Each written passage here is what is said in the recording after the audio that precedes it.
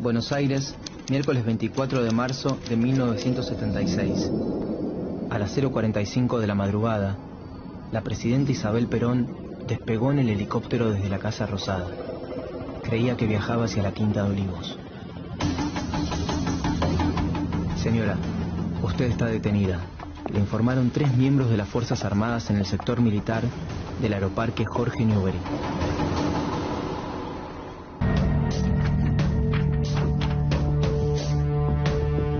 El 24 de marzo de 1976, las Fuerzas Armadas argentinas derrocaron el gobierno constitucional de María Estela Martínez de Perón. María Estela, alias Isabelita, había llegado a la vicepresidencia el 12 de octubre de 1973, pero el 1 de julio de 1974 debió asumir la presidencia después de la muerte de Juan Domingo Perón, su marido y líder indiscutido del justicialismo. La Argentina arrastraba un periodo de proscripciones, regímenes militares y democracias condicionadas de 20 años, que solo se quebró con las elecciones libres de marzo de 1973, en las que ganó Héctor Cámpora. Trataré con honestidad de hacer lo que el pueblo quiere. Unos meses más tarde, Perón asumía su tercera presidencia y tras su muerte, el país se quedó sin la única figura que podía garantizar la legitimidad institucional. La situación política estaba fuera de control y empeoraba con cada acción del gobierno de Isabel. Pero además, Argentina estaba rodeada de dictaduras. Y los militares comenzaban a filtrarse cada vez con mayor fuerza en las decisiones de Estado. El 5 de febrero de 1975, el gobierno de Isabel firmó el famoso decreto de aniquilamiento de la subversión, dando inicio al operativo Independencia. De este modo, en la selva tucumana, las Fuerzas Armadas ensayaron sobre los militantes del ERP, Ejército Revolucionario del Pueblo, los métodos violentos de secuestro, torturas y asesinato que luego utilizarían de manera sistemática en todo el país durante la dictadura. Desde fines de 1975, la tensión crecía día tras día, tanto que el gobierno adelantó las elecciones como modo de resolver la crisis política y social. Sin embargo, desde las redacciones, los diarios sugerían en portadas y editoriales otra solución. Las 3 fuerzas usaron los medios de comunicación con el fin de instalar en las calles que las armas eran el único recurso para salvar al país y devolver el orden. Pero no estaban solas.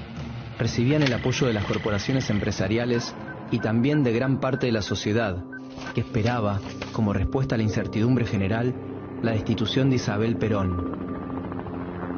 El 24 de marzo a la madrugada, las Fuerzas Armadas tomaron la Casa Rosada. A las 3:21 se escuchó el comunicado número 1 de la Junta Militar. Comunicado número 1 de la Junta de Comandantes Generales. Se comunica a la población que a partir de la fecha el país se encuentra bajo el control operacional de la Junta de Comandantes Generales de las Fuerzas Armadas. Se recomienda a todos los habitantes el estricto acatamiento. La Junta Militar designó como presidente de facto a Jorge Rafael Videla. Videla había sido el comandante en jefe del ejército del gobierno constitucional de Isabel Perón. Las Fuerzas Armadas denominaron a su gobierno Proceso de Reorganización Nacional, pero el objetivo era instaurar a través del terror un nuevo orden económico y social, en línea con las restantes dictaduras latinoamericanas asociadas en el marco del Plan Cóndor. Así bautizaron al Plan Represivo Internacional, que coordinaba operaciones de persecución, secuestro y tortura a militantes de los distintos países del Cono Sur. Los servicios de seguridad de Argentina, Chile, Bolivia, Paraguay, Uruguay y Brasil eligieron la imagen del ave característica de los Andes para sellar un pacto siniestro. Pero el cóndor no era otro que el águila norteamericana, interfiriendo en los asuntos de la región.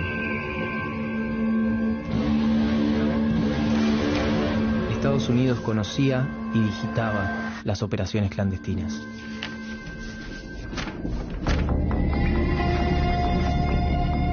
La dictadura llevó adelante una reforma del Estado que destruyó su capacidad de intervención y sus políticas distributivas, reemplazándolas por el mercado. José Alfredo Martínez de Hoz ocupó el Ministerio de Economía durante el gobierno de Jorge Rafael Videla.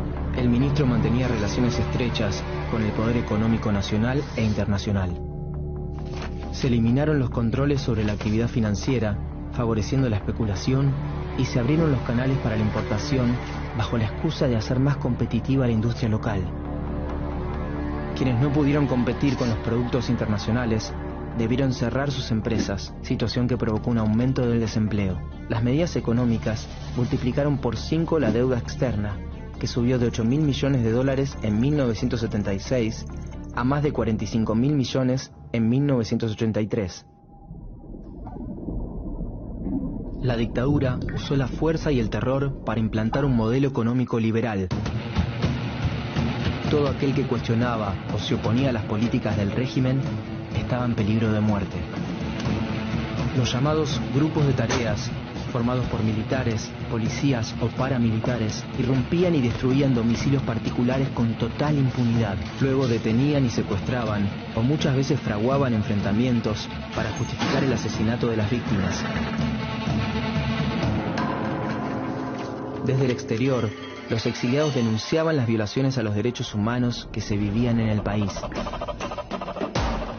Pero ninguna dictadura se sostiene sin la complicidad de sectores civiles. Hubo dirigentes políticos que aceptaron cargos ministeriales, obispos que justificaron la represión y sacerdotes que absolvieron a torturadores o participaron de interrogatorios ilegales. También hubo empresarios beneficiados por la política neoliberal que apoyaron a las Fuerzas Armadas y una sociedad que en la mayoría de los casos aceptó y vio con buenos ojos al gobierno militar. Los medios de comunicación se convirtieron en piezas funcionales a la dictadura, en especial cuando en 1978 se organizó el Mundial de Fútbol para mostrar un país sin conflictos y en paz. Los argentinos somos derechos y humanos, decían las propagandas.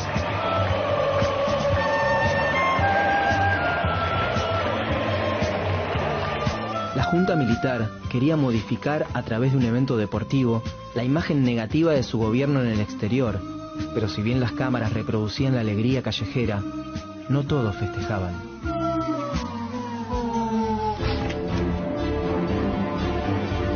A través del terrorismo de Estado, las Fuerzas Armadas implementaron una política de terror sistemático que funcionó de forma totalmente ilegal y en contra de la población. Todos estaban comprometidos, desde los altos mandos hasta los rangos más bajos. De manera clandestina, utilizaban una red de centros de detención en todo el país, donde miembros de las tres fuerzas torturaban, obligaban a dar a luz a las mujeres secuestradas, les robaban sus hijos y los asesinaban. El régimen buscaba quebrar a los detenidos para que dieran información sobre sus compañeros de militancia. En la Argentina, funcionaron más de 500 centros clandestinos de detención, tortura y exterminio. El objetivo de su existencia no solo era violentar a los secuestrados, sino también que el terror llegara al resto de la sociedad, para silenciarla, romper los lazos e impedir cualquier tipo de organización o resistencia.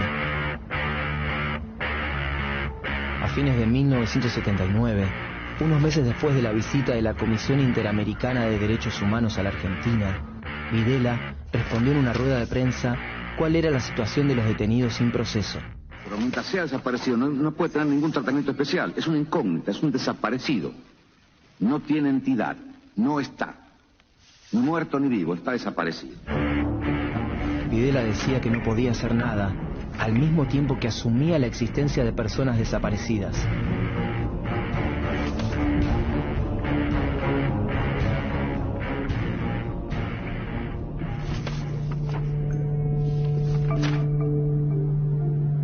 Ya en 1978, las madres de los desaparecidos intentaron oponerse a la dictadura.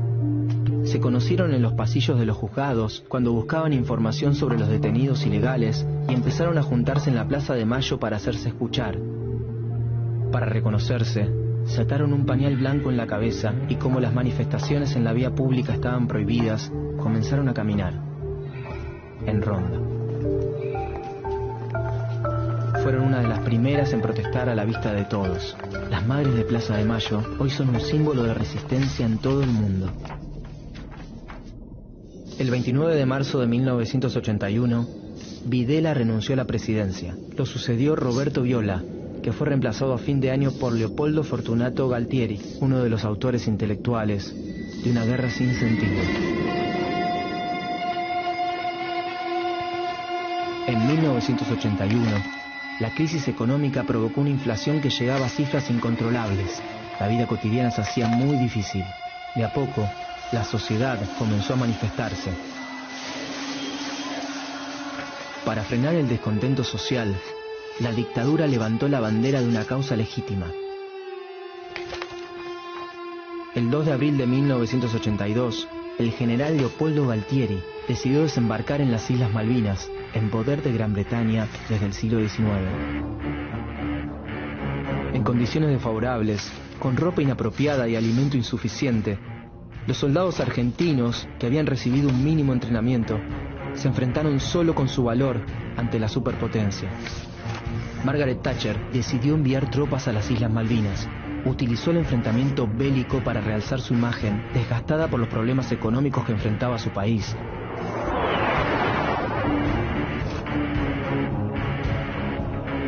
La sociedad recibió una imagen ficticia del conflicto. Cada información que se publicaba pasaba antes por el control de la censura. Si bien existieron matices, la mayoría de los argentinos se expresó a favor de la recuperación de las islas, pero fundamentalmente apoyaron a los más de 10.000 soldados de 18 años que las Fuerzas Armadas enviaron a las islas.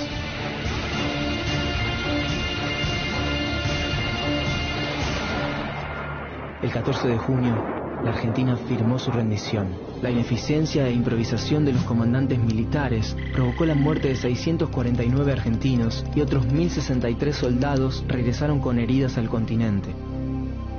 La derrota en las islas aceleró la caída de la dictadura y permitió que salieran a la luz las violaciones a los derechos humanos que se cometieron durante el terrorismo de Estado.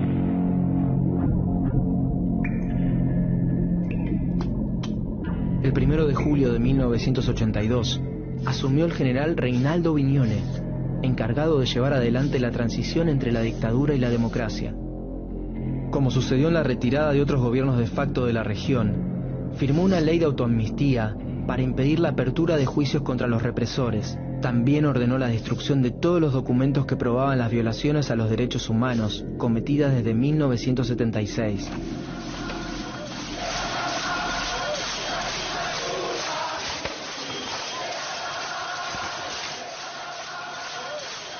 El 30 de octubre de 1983, el radical Raúl Alfonsín, junto a su vice, Víctor Martínez, se impuso sobre la fórmula justicialista compuesta por Ítalo Luder y Deolindo Vittel.